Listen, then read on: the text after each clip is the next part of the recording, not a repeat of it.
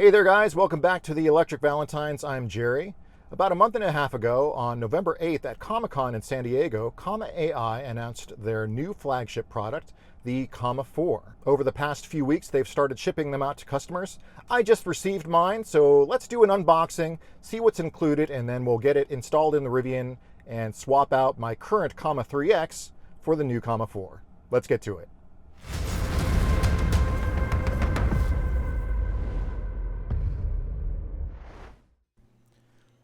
All right, here is the box for the Comma 4, direct from Comma. Let's take a look at what's inside. Just tear this thing open. All right, here is the Comma 4 attached to the top of the box. It is attached to a mount. The mount is just part of the packaging, so don't try to take the mount off. There we go. Looks like there's a little bit of dust on the screen, but otherwise looks great. Much, much smaller than the Comma 3X. Very nice. All right, let's take a look at what else is in the box. Looks like we have an OBDC extension. Let's take a look in here. My receipt, it looks like. And I think the mounts are in this little envelope thing. This is the Comma Power that attaches to your OBD2.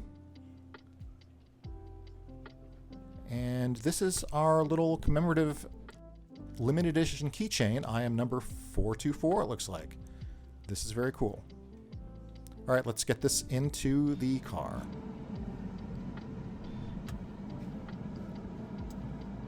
The installation is exactly the same, so I'm going to leave my cables here. I'm just going to wipe down the area where I'm going to put the mount for the Comma 4 with the included alcohol wipe. Actually, I don't know if this is alcohol or not, but let's get the mount on the Comma 4, and then we're just going to eyeball it where to place it. We're going to give us a little bit of room, give ourselves a little bit of room so that we can, so that we can unmount it if we need to, right about here.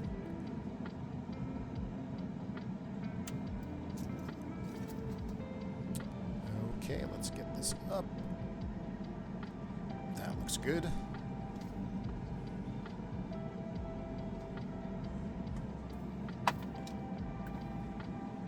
This is the primary OBDC cable, going to go right on the top here. And this is just a temporary, I'll clean this up later. Put on our mag mount for the secondary cable. There we go. Everything's good. Now, I've got Sunnypilot already installed. I installed this last night, but let's go ahead and go through the process for installing it from scratch. So let's uninstall.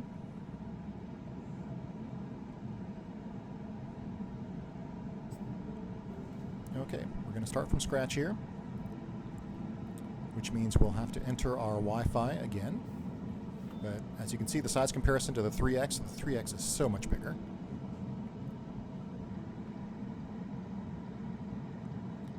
When we boot, we'll just press the Start Here button, and we're presented with two options. We're going to choose Custom Software, because we're going to install Sunnypilot. Just select our Wi-Fi here.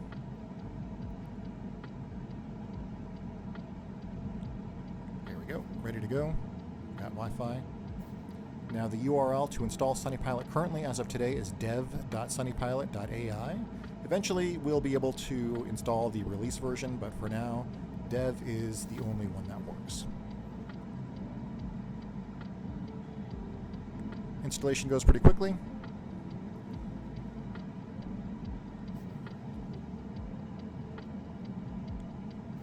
There's no training screen like there used to be on the 3X, so it's pretty quick to get through all of these screens. It's going to do a little calibration for the driver monitoring. Perfect, looks like we're good to go. Yeah, sure, why not? Okay, now we're going to do, I think the one setting we want to make sure we have toggled on here. We're going to go into the developer menu and make sure that we have longitudinal alpha, and we have to press the brake on the Rivian to make sure that that shows up. There we go. Let's go back to the device menu.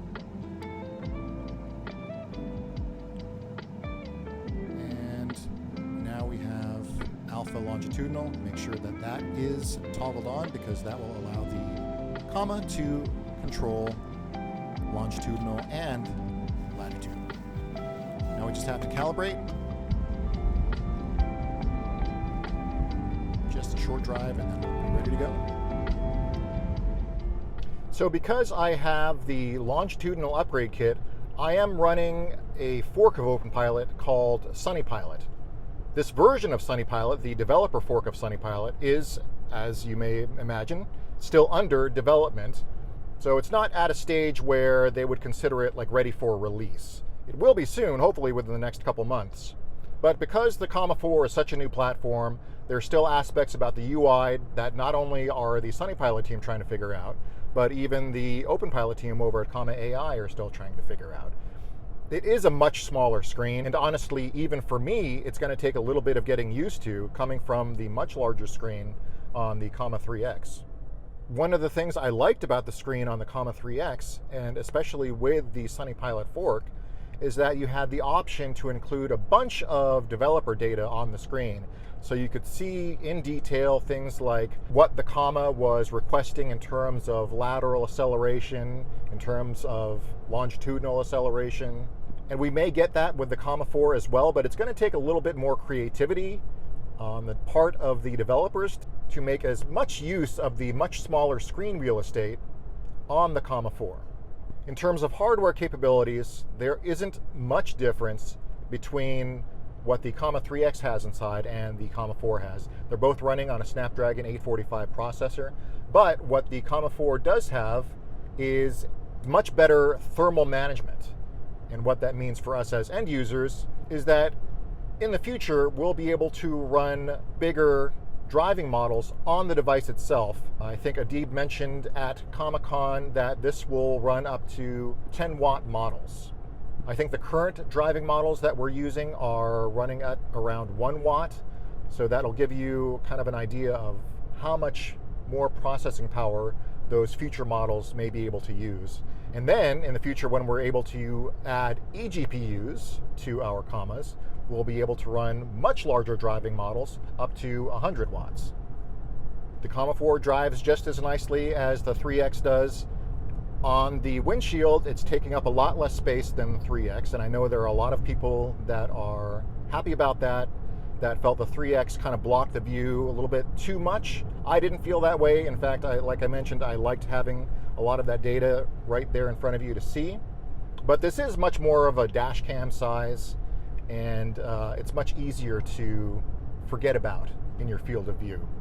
And in fact, having used this for a few days now, I will say that I'm much less tempted to look at the screen on the Comma 4 than I was on the 3X, and part of that may be because the 3X's screen size was so large, I kind of felt drawn, my eyes felt drawn to it.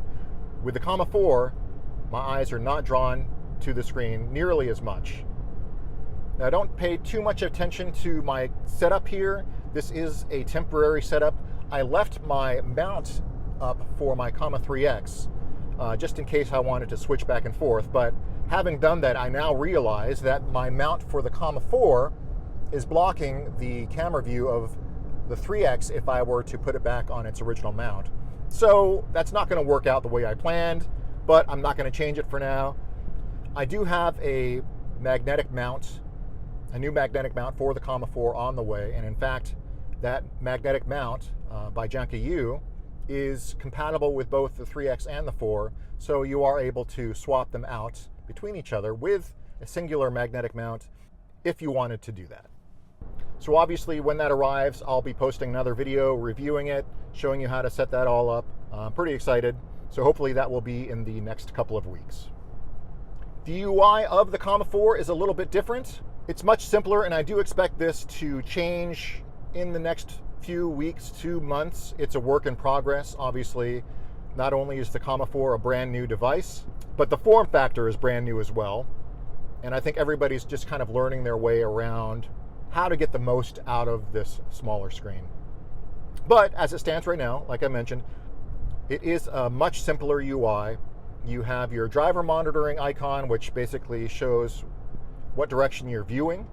You have the confidence ball, which basically shows how confident the driving model is in its pathing. And you have the steering angle indicator, which shows you the torque limit of your current steering. Once it gets to the edge and turns orange, you're basically nearing the edge of your steering limit. And obviously that's going to be different for different cars. Some of the things that are still missing in this version of Sunnypilot are the blind spot indicator markings, the lead car indicator, and any data associated with that. But again, these things are going to change, I think, as the Sunnypilot team and the Openpilot team figure out how to use this display better. All in all, I think this is a great little device. I think people that may not necessarily have been in the Comma ecosphere previously are really going to like it. It's much more, I guess you could say, consumer friendly. The fact that the form factor is much closer to an actual dash cam rather than like sticking a cell phone up on your windshield, I think is going to be appealing to a lot more people.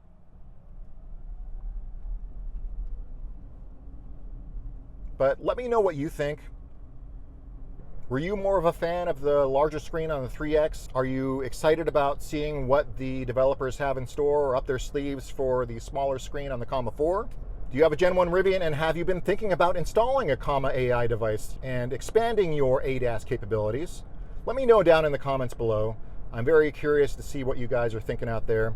Personally, I'm loving it. I left my Comma 3X mount up there. I don't know if I'm going to be using my 3X as much as I thought I would.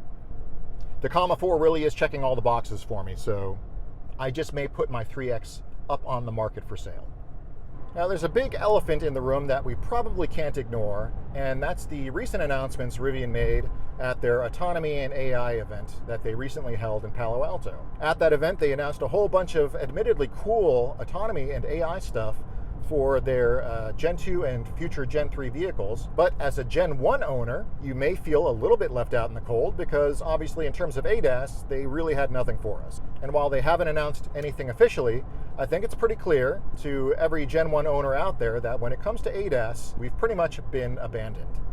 Well, anybody who's watched the channel may know that I do feel a little bit salty about how Gen 1 owners have been treated as early adopters. But the fact we have a device like the Comma 4, as I've said in the past, gives our Gen 1 vehicles a new lease on life in terms of the ADAS features that it gives us. And the fact it's all open source and constantly being developed. So we're still getting new updates, and we'll continue to get new updates and features into the future.